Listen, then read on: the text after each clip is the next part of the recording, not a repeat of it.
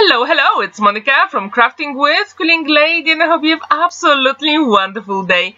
In today's video, I'm going to show you how to create that beautiful coastal scenes octagonal card using a free gift from Creative Stamping Magazine issue 110.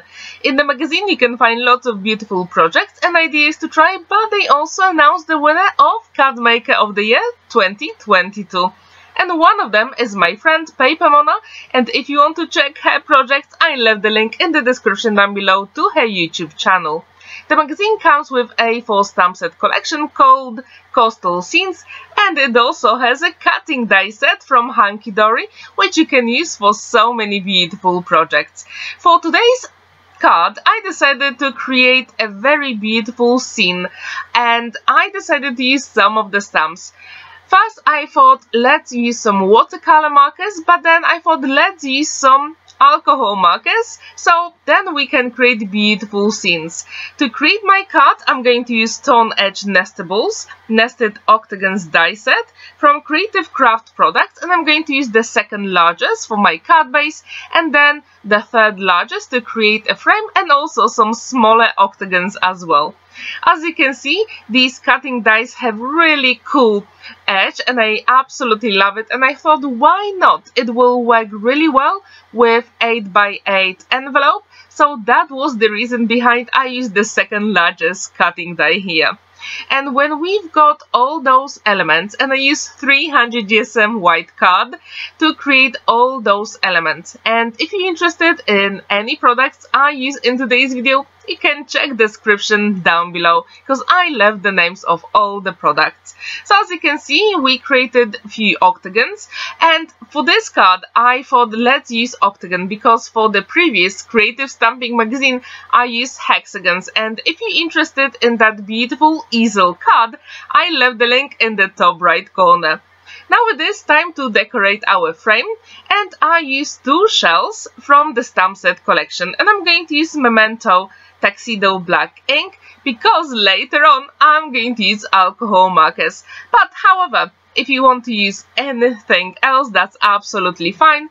And I think this stamp set collection, it is so beautiful and perfect for not only birthday cards but also for home decor. And actually, when I was creating this card, I thought it would work really well just to put it on a shelf or a desk because it is beautiful, it has that frame to it, and yes, it actually gives you that 3D effect. When our frame is ready, we can stamp all the other images, and as you can see, I'm using very big acrylic block to stamp one of the images here because at that point I couldn't find the smaller one. And I wonder what is your preferred way to actually color in the images on your cards. Please let me know in the comments down below. I also wonder, have you ever created a card with a seaside theme?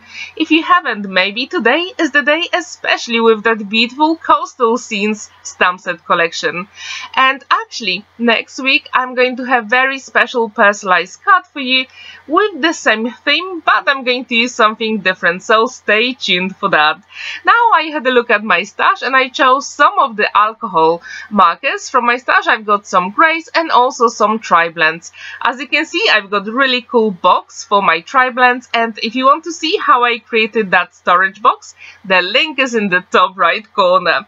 So with the selection of the markers, I'm going to color in all the images. It is super quick and simple, and whenever you use alcohol markers, just make sure you use an ink pad that won't make your pens bleed, and this is very crucial. That's why I use Memento Tuxedo Black, because this way alcohol markers won't bleed through that black line. However, if you want to use watercolor markers or aqua markers, use either waterproof ink from Spectrum Noir or something else. As you can see, I'm using a selection of pens, and the names will be in the description down below, and the grey ones I actually got a few years ago from Aldi, so sometimes you can get really cool stuff from even those shops. And as you can see, I'm trying to create really nice 3D effect, especially on the boat, and with tri-blend markers it is so simple. And I do wonder, what is your favorite seaside city or town?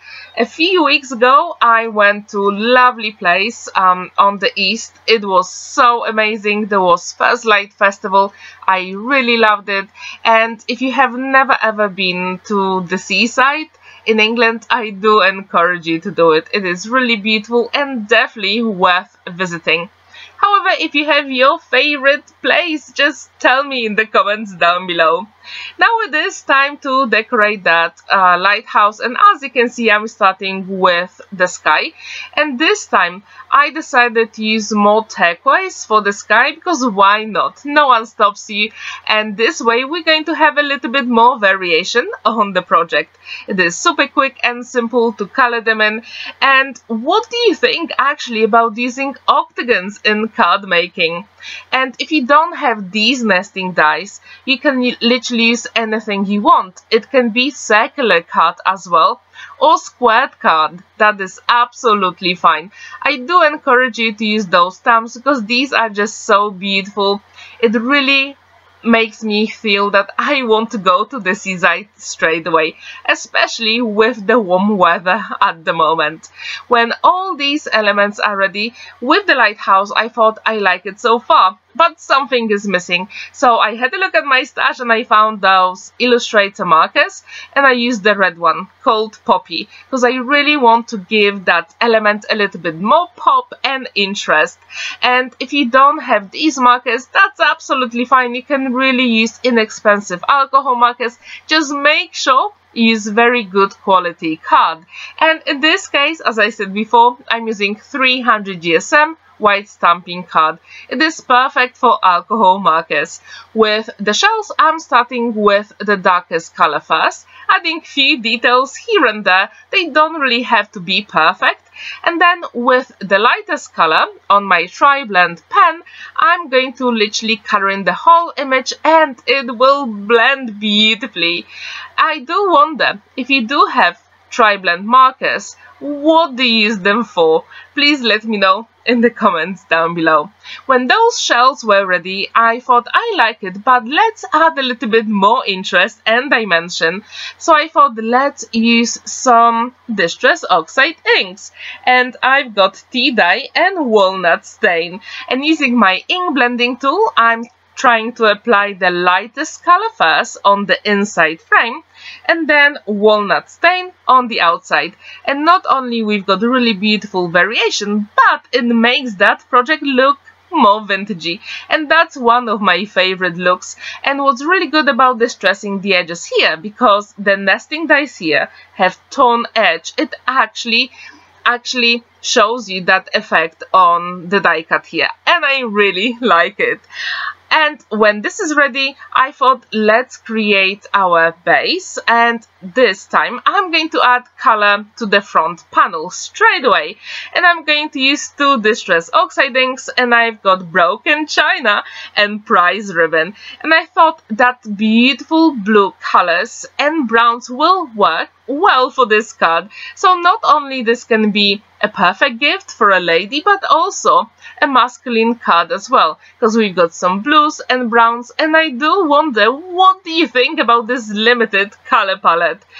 As you know me, I usually go very wild and crazy, especially with the colors, but today I thought, let's just be subtle. Let's say sort of subtle. So I use some blues and browns. And if you ever create really big Distress Oxide background, I do encourage you to use a scrap piece of paper so you don't have your fingerprints all over your background. It is super simple, quick, and it doesn't have to be perfect, because we're going to add a few details to the background. And if you don't like it, you can always go back, add a little bit more ink if you want, using your ink blending tool. Or, like in this case, I'm going to use a spray bottle, and I'm going to spray some water, leave it for a few seconds, and lift off that water using a tissue. Super quick, easy, but you do have that splatter effect, and I really like it on this background. And I do wonder, how often do you use splatter effect on your cards? Please let me know. Now when this is ready, we can start assembling the whole card together, and we do need a little bit more interest to the card. But before I do any of it, I have to make sure that my frame actually matches the card base. So it is time to put all those things together. So I need my scoring board. As you can see, I'm going to score, let's say 1 centimeter, 1.5 using my scoring tool. I'm going to burnish that fold, and using my one and only liquid glue, magic glue, I'm going to assemble the back and the front of the card. Super quick, easy, and it's always a good idea to burnish that flap inside as well, because this way it will go together forever. Now it is time to add more dimension to all the things here. So first, let's add a little bit more color. And I use some of the Distress Oxide ink and also some double-sided foam adhesive. For the frame, I use 2 layers, and I'm going to use my pokey tool to peel off the backing and a few drops of my one and only liquid glue, magic glue, and this way it will be beautiful. It will give us that beautiful dimension on the card. If you don't want to use double-sided foam adhesive, you can also use 3D gel glue or even hot glue as well.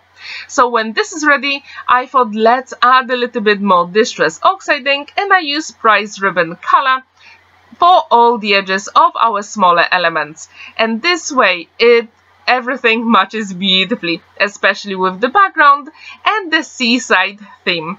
I wonder, how do you like this card so far? Do you like it? Would you like to give it a go? I really hope you will.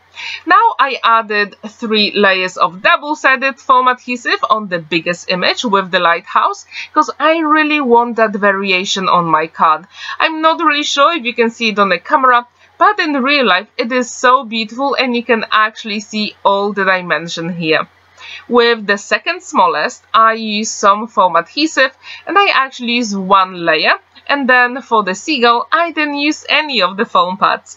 And this way I have actually 4 different layers of beautiful elements on my card. And you always can use pokey tool if you want to place your elements, especially with everything being so tight here. So our card is nearly done, and I do wonder, what do you think? The last thing we have to add is the sentiment, and I decided to use Happy Birthday. I'm going to use a scrap piece of 300 GSM white card. I'm going to use exactly the same Price Ribbon Distress Oxide ink and apply the color using my ink blending tool, and then use Memento Tuxedo Black to stamp the image. Super quick, easy, and to make it even more special, we can always use that scrap paper to back it up. And yes, we can create that beautiful element with the fish tail on the sentiment. And I think it works so well with the sea theme. What do you think? When this is ready, as usual, I'm going to use my one and only liquid glue, magic glue, because it does give me that time to maneuver all the elements. And whenever you want to cut longer bits, I do encourage you to use long scissors. It is super simple to do it, and it really gives you that beautiful straight line. And our card is finished. It stands proudly on a flat surface. There is plenty of space to write your message inside. And yes, do you like it? Do you feel inspired? I hope you do.